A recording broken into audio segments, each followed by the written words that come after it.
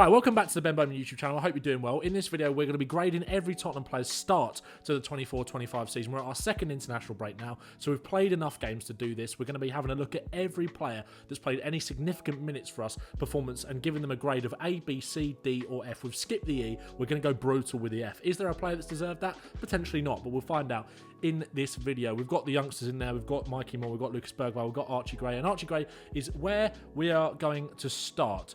Archie Gray, for me, has settled into life at Spurs really well, showed a lot of promise during pre-season. Hasn't played significant minutes yet in the Premier League, but started both Europa League games. Obviously played in the League Cup win at Coventry as well. Was really good in both those European games. Struggled against Coventry, but against Qarabağ and Ferencvaros showed a lot of promise playing in different positions as well, which I think helps him with this grade. And I'm really excited what's to come with Archie Gray in the future. Obviously, he hasn't really played in his preferred position yet in midfield, but played a lot of minutes at right back for Leeds last season, so I think it's a good adjustment for him coming in and playing there for Spurs to just get those minutes in the tank, get those minutes in the legs, and really help his development at Spurs. Any minutes playing anywhere for him, I think, going to be really, really valuable. Obviously, played centre-back in the first half against Ferencvaros as well, which is something we saw in pre-season.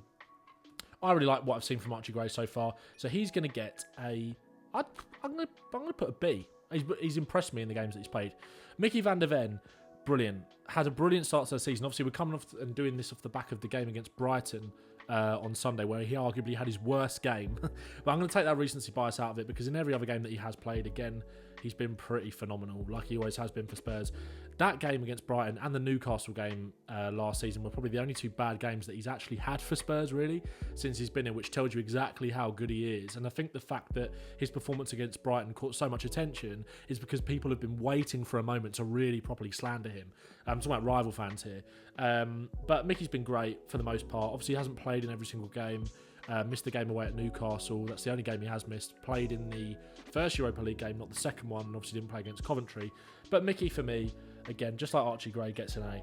Guillermo Vicario, obviously, has had a couple of shaky moments this season, hasn't he? He's not been quite as consistently solid as he was maybe last year. Obviously, a lot of people will say that he started to get found out towards the end of last season, and he was exposed with his fragility maybe from set pieces. But I think he's recovered from that Arsenal game pretty well. Made some incredible saves against Ferencvaros. Had a brilliant game against Qarabağ in the Europa League. Against Brentford, has sort of had the good, the bad, and the ugly game, didn't he, really, with obviously those mistakes, and then making worldy saves. That was off the back of the Arsenal game. But I feel like he's settled down. I feel like he's kind of found his confidence again after that, and hopefully that Arsenal game, where he looked a little bit unsure and obviously could have done a little bit better for the goal, though it wasn't really truly all of his fault. He's looked pretty solid since then. So I'd probably give Vicario... Maybe, I think I was probably a little bit too harsh on him after the North London derby. So I'm going to put him in B, but maybe at the back of the queue in these three players for now. Rodrigo, Bentancur, again, we're doing this off the back of the Brighton game, where he was largely at fault for that third goal, in my opinion, in terms of not getting across quick enough and not clearing that. The cross that came into Welbeck. But he was excellent at Man United. He was excellent against Brentford. Obviously, he hasn't started too many games other than that. So I'd probably give Rodrigo Bentancur a C. He's largely been good when he has played. I thought he was actually quite poor against Coventry, saying that. But hopefully he continue this run of form that he's on, and improve from what we saw against Brighton in that second half. But yeah, I'd give Rodrigo Bentancur a C. Obviously, he hasn't started maybe enough games to really be up there with the likes of Van der Ven. But I've largely liked what I've seen. And I think we're starting to get back to the level that we expect, really, with Rodrigo Bentancur. But I just don't think he's necessarily started enough games to put him at B. Although he did start in the first game of the season against Leicester. Maybe that's harsh, but I'm going to leave that there for now. Ben Davies, I think I'm probably going to go with a reliable C as well. Played in the games at Coventry, where he was probably our best defender. Needed his bit of experience in there. Started at Ferencvaros and against Qarabağ. Hasn't started any games other than that. But he hasn't really let us down in any of them games. Just been quite reliable, quite solid. Ben Davies in a nutshell, really. James Maddison, right. James Maddison for me is going straight in B, because I was very critical of James Maddison last season. I don't think he showed up enough, especially after the injury. He was brilliant in those first 10 games, and I really hope we're not seeing a repeat of that this season. I think his off-the-ball work has improved tremendously in terms of his pressing. I think the system changes helped him a little bit as well. Kulusevski's presence in there gave him Maddison a little bit more freedom to drop deeper and get on the ball and really make things happen in build-up. 2 goals, 2 assists for him so far this season in the Premier League. Obviously got a goal in that Brighton game. Drifted a little bit in the second half, but who didn't really, to be honest. But I'd give Maddison a B. I think out of these 4 players who are currently in B, he's probably been our best player out of those. It's close between him and Van der Ven. Maddison was unbelievable in that game against Brentford, and I was really pleased with that because I was very critical of him after the Arsenal game. I really wanted Maddison to go into that North London derby and just grab it and be the main man without Rice or without Odegaard for them. And look, I was frustrated about the fact that he was pictured hugging Mikel Arteta, not exactly getting the spirit of the North London derby. But he has performed for us in those games in the past, obviously at the Emirates last season. So I think he does understand the magnitude of the games. It's just that you always hear him coming out before and talking about the fact that we really want to do this for the fans, and he just didn't really show up in that game in my opinion. But since then things have started to click, and he's been a massive part of that. Like I said, the Brentford game that he had, the one that we won 3-1, that was arguably his best game in a Spurs shirt ever since he signed. So I put Maddison in B. Like I said, I think his off the ball work has improved tremendously this season in terms of his pressing. A lot of chances and a lot of goals have come from that. Radu Drăgușin, I'd probably put Radu Drăgușin in D, to be honest. Maybe that's a little bit harsh, but obviously the thing that we all remember Drăgușin for so far this season was that sending off against Qarabağ. He started against Newcastle and was pretty decent in that game, to be fair. Other than that, hasn't really got any other opportunities because of the fact that he was banned for the second Europa League game. He will be back for the next one against Alkmaar, I believe. But other than that, we haven't really seen too much of him, so I think I'll probably have to put him there. Look, how do I feel about Radu Drăgușin? Do I feel that he's a very good box defender? Yes. Do I feel like he's good in the air? Yes. Do I feel like he'll put his body on the line in front of everything? Yes. Do I think he elevates us on the ball? Not particularly. How does he fare in the high line? Pretty well, I'd say, because he made a few good recovery tackles against Newcastle when the high line was exposed. But it's just the Qarabağ moment, that clumsy moment that's in my head. And look, he hasn't played a hell of a lot of football other than that. So maybe that's a bit harsh, but that's where I'm going to put Radu Drăgușin for now. It's hard doing it based off of grading, but you want to be honest and you want to talk about how these players have actually played. Yves Bissouma is another one that I think I'm probably going to chuck straight in C for me. Maybe above Bentancur, or maybe in between Davies and Bentancur. I think him and Bentancur have both, in the games that they've started, been largely very good. The thing that I'm going to put... This is a hard one, because I feel maybe a bit harsh putting Bentancur not in B, because of the levels that we've seen from him. But at the same time, I don't want to put too many players in there. And I think Bissouma and Bentancur have had pretty similar seasons in the sense that, for the most part, they've been pretty good. They've had a couple of outstanding games. I think Bissouma's performances in the Europa League have been a bit up and down. In that game against Qarabağ, the first home game, excellent off the ball in terms of breaking up play, especially with 10 men, but super sloppy on it, in my opinion. It was great in the game against Everton, the way he rebounded from that. Obviously had a personal setback with the incident at the start of the season, which kept him out of the Leicester game. Has had to really earn back the trust of the manager. But since then, Bentancur has kind of taken advantage of the injury that Bissouma had around the Arsenal game and not really looked back. So you know what? I think I might have to move Bentancur up here to B and leave Bissouma there for now, because I do think that shirt, prior to the ban that's going to come potentially for Bentancur, I think that shirt is his right now. So I think one of them has to be graded higher than the other. And I think it's got to be Bentancur for me. Dom Solanke. Now, how many players do we want to put in A? Because I think, should it potentially be reserved for one? I don't think so. I don't think it has to be. Dom Solanke for me would go... I think it's hard. He's definitely going B. I'd probably say it's really close between him and Maddison, because I think the impact that Dom Solanke's come and had in this Spurs team in terms of his off-the-ball contribution, his pressing is just ridiculously good. He's found the goals now as well. An assist against Brighton, was involved in the second goal against Brighton as well, the pre-assist for that, with that ball through to Werner, who cut it back to Maddison. Obviously went 3-3, scoring against Man United, Qarabağ, and against Brentford. And look, those goals have all been simple tap-ins, but his hard work off the ball has rewarded that massively. And I think he's going to be well worth the money that we paid for him. And I don't have any complaints about Dom Solanke so far at all. I think it's tremendous. I think his passing range is very good. His overall play as a striker for Spurs has been very good. And like I said, those easy tapping goals have kind of been rewards for that hard work off the ball. And I don't have any doubts about him at all. But it's very close between him and Maddison. I'd maybe just pip Solanke in terms of who I think, because obviously we're giving these players all the same grade, but this is kind of, for me, a hierarchy of how well these players have actually done, and obviously there's context to that and how well they've performed against each other. For that reason, I think I'd probably move Gray down a little bit as well, just because of the minutes, but I've been really impressed with him so far, and I'd actually maybe move Bentancur above Vicario as well. I'm going to reshuffle it like that for you. Look, like I said, they're getting the same grade, but you know, there is a hierarchy to this in terms of how they've performed. So I think Solanke probably goes at the top of that for now. I've been really impressed with him, and I think the goals are going to continue to come. Brennan Johnson, now, I think we're going to get our first A here, to be honest, because Brennan Johnson, look, didn't exactly have the best start to the season, was poor on that first game of the season against Leicester, was decent against Everton, and then really recovered some sort of form at Newcastle away, where he came off the bench, made a huge impact, nearly turned that game around for Spurs, obviously got the assist for the own goal, and showed how much of an impact player that he can really be for Tottenham. Then he was back in the starting lineup for the Arsenal game, didn't quite work out for him in that one, and then obviously everything that happened off the back of that followed in terms of him getting the abuse, deactivating his Instagram, and since then he scored 6 goals in 6 games. And arguably has been Tottenham's most effective player, not necessarily our best. I think our best player is still to come in this row of players down here for sure. But I think it's hard to give Brennan Johnson anything other than that for the way that he's responded to the criticism that he has got and the confidence that he's playing with right now. When he goes through on goal, you don't think that he's going to miss. He's super effective in front of goal. He's super effective in transition.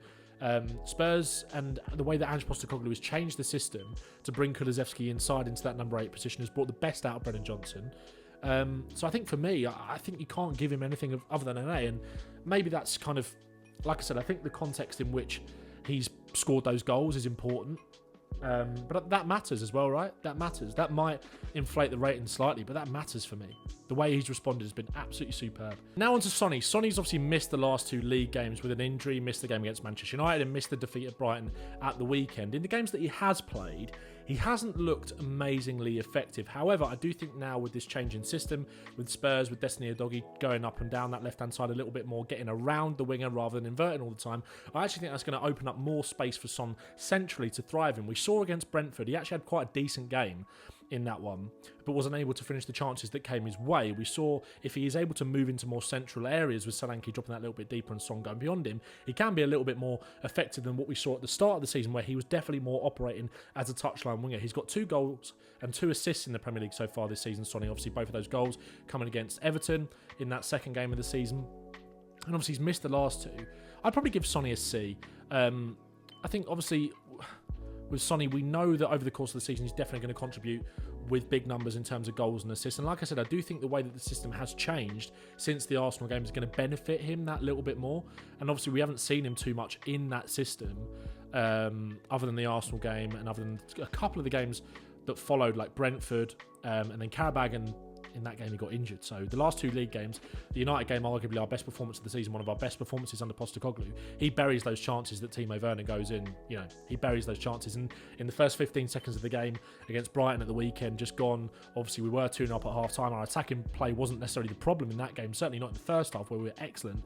You know, when Timo Werner gets put for on goal in the first 15 seconds, tries to square it to Johnson, overhits the pass, you know you can rely on Sonny in those kind of moments to be a bit more of a ice cold killer. So I do think this change in system is going to benefit him, and I don't think with his age now and the fact that he's obviously picking up a few more injuries, being a touchline winger isn't really going to suit him. So I think there's more to come definitely from Sonny, but hasn't had the best start to the season so far, obviously by his own standards. Speaking of Timo Werner, here he is, and I think probably going to go there, isn't he? Probably going to go there. Look, I don't know if I actually want to put anyone in F. I think that would be quite harsh. But if there was one player that was to go into it, it might be Werner.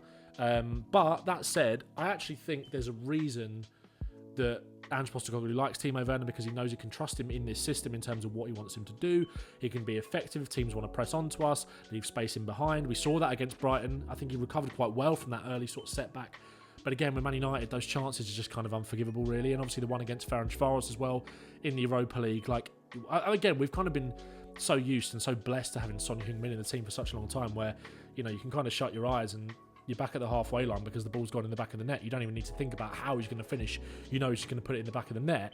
But look, that left wing area is something that needs to be looked at massively for next season, because Sonny's going to be another year older. Timo Werner obviously won't be here. We've signed Wilson Odobert.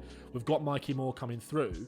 Is there another signing that's needed? Is there someone like Jamie Gittins from Borussia Dortmund, who Spurs have been linked with a little bit today, that could come in and be that guy on that left-hand side or really challenge Sonny? Obviously, you've got Wilson Odobert, someone who can play on both flanks. I do definitely think Spurs need another winger next summer.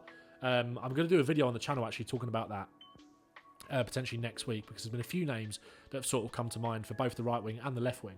But Werner, look, he can be effective in this system, but you don't really want him starting all these games. So, might be a bit harsh, but it just is what it is, isn't it? Another one, Richarlison.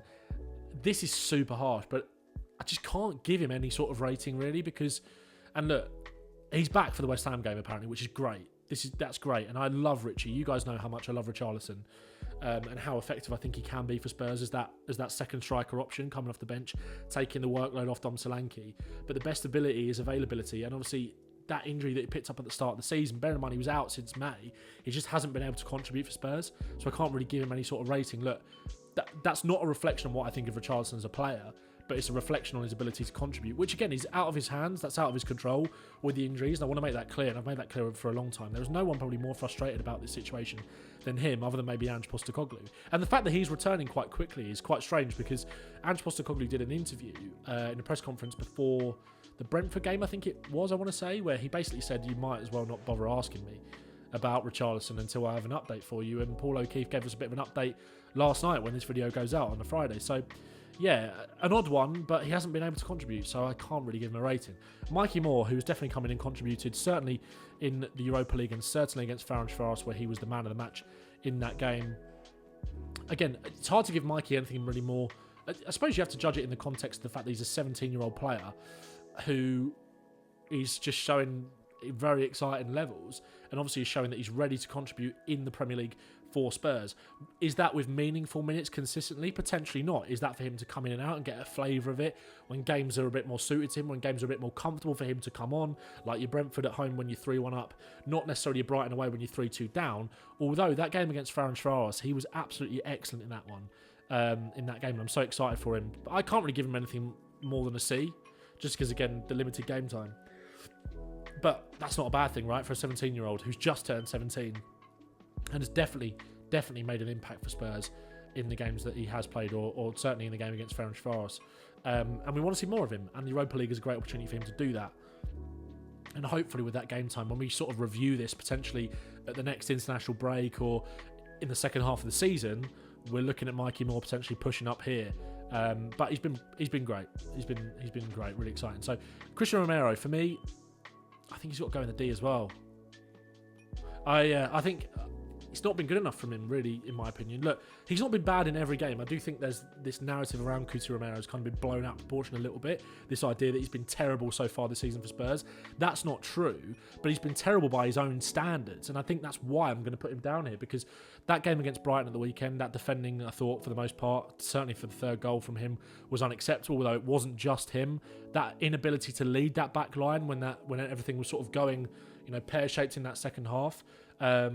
Not good enough in the Arsenal game either, although he defended pretty well in that game, but the key moment, lapse of concentration, lets Gabriel go too easily.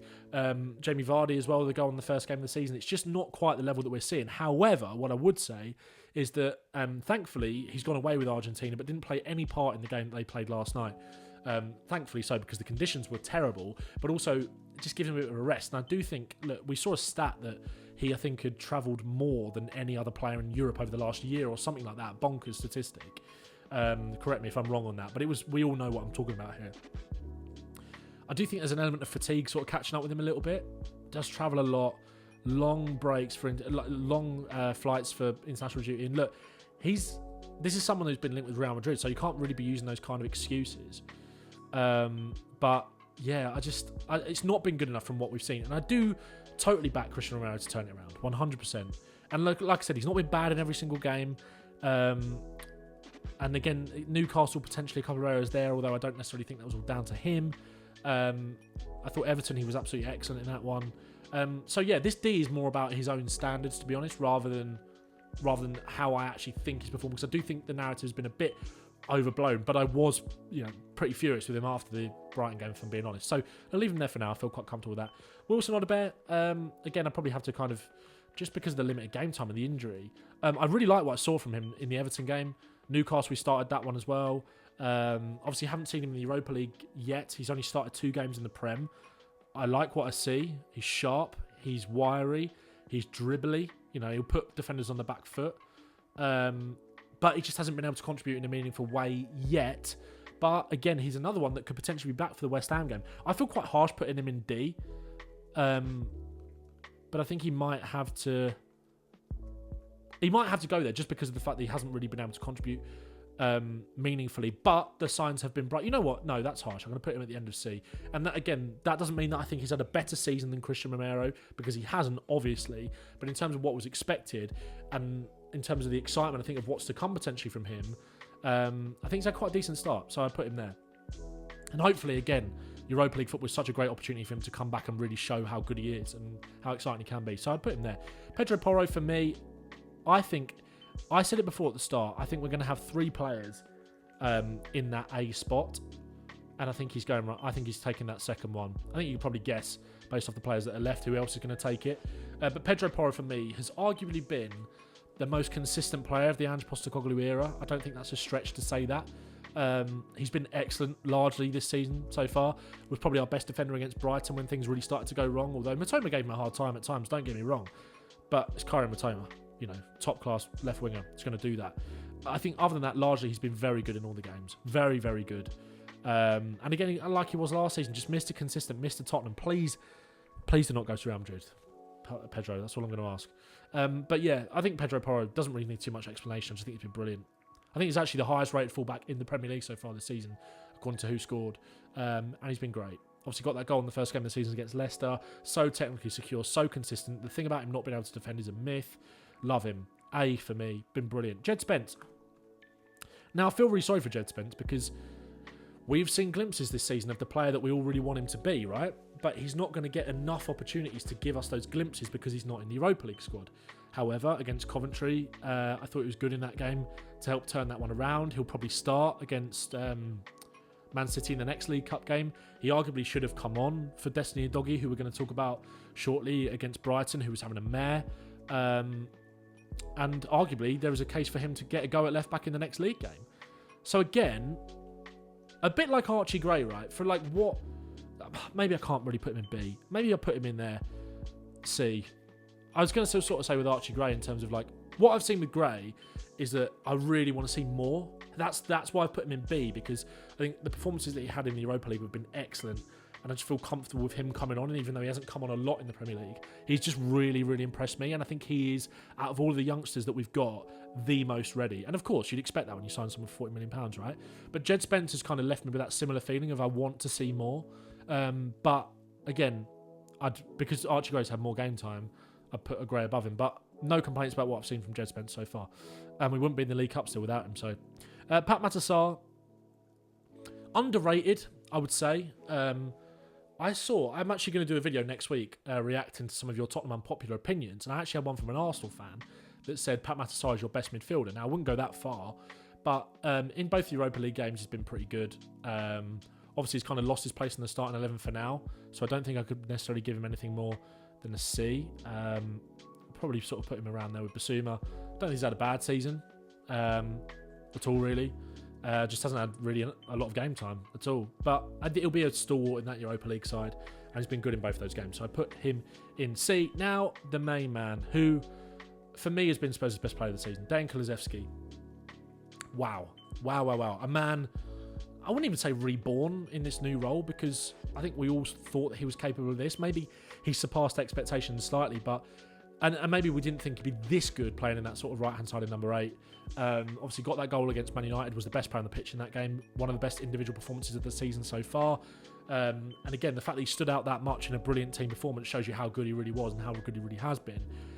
We've started this way since the Arsenal game. And I actually called for this. I called for this before the Arsenal game.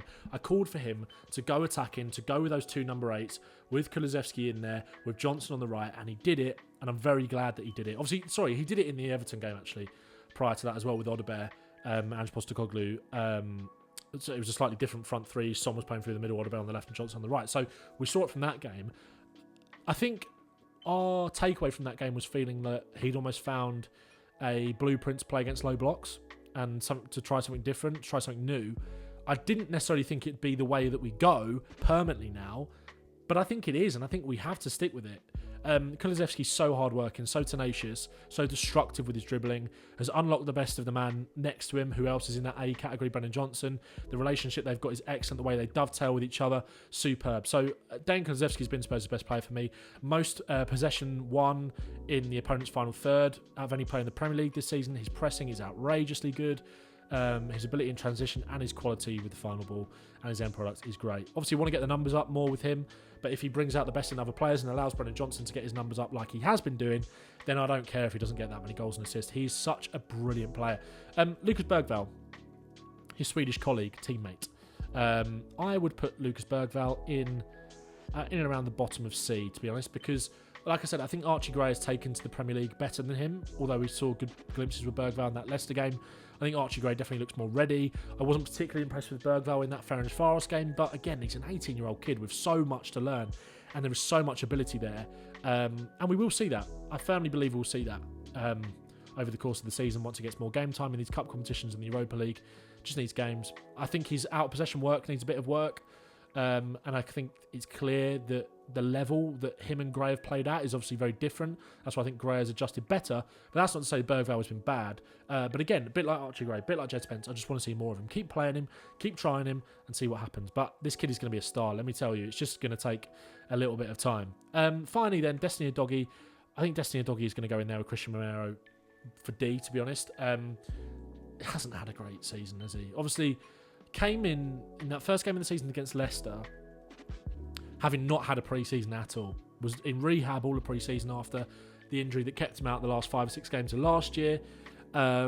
He's had some good games, don't get me wrong. I thought he was excellent against Brentford. I thought he was excellent in that first half against Manchester United. Had a mare against Brighton. And obviously I don't want recency bias just to come into this because that was the last game and obviously we're all still disappointed. But he's not been at the level that we expect. Does that mean I think he should be dropped? No. Does that mean that I think Jed Spence should potentially get an opportunity to play there for a couple of games? Maybe. But Destiny Udogie is still great. But I think the difference between him and Porro is just that consistency and that reliability. That's not to say I don't think Destiny Udogie is unreliable. Sorry, that's not to say I think Destiny Udogie is unreliable. But I just don't think he's hit that level of consistency that Porro has. And hopefully after the international break, when he comes back from Italy, we'll see a better version of Destiny Udogie and the Destiny Udogie that we all kind of really know. But that's where I'm going to leave it, guys. Let me know what you think of the ratings in the comments. Give me some of your own grades as well. And yeah, videos over the next week before the next Premier League game. We're going to be reacting to your unpopular opinions, your Spurs unpopular opinions. I'm going to have a video coming out on Dejan Kulusevski and Brennan Johnson potentially as well, and a video about why I still think Spurs could do with another winger and looking at some of those targets as well potentially. And if you saw my tweet yesterday, you might know who I'm potentially going to talk about in that. And then next week, we're going to be back into the swing of things as well with the West Ham preview because we are back next Saturday and the games come thick and fast before the next international break. So make sure to like the video, make sure to subscribe to the channel, and up the Spurs. Thank you very much for watching.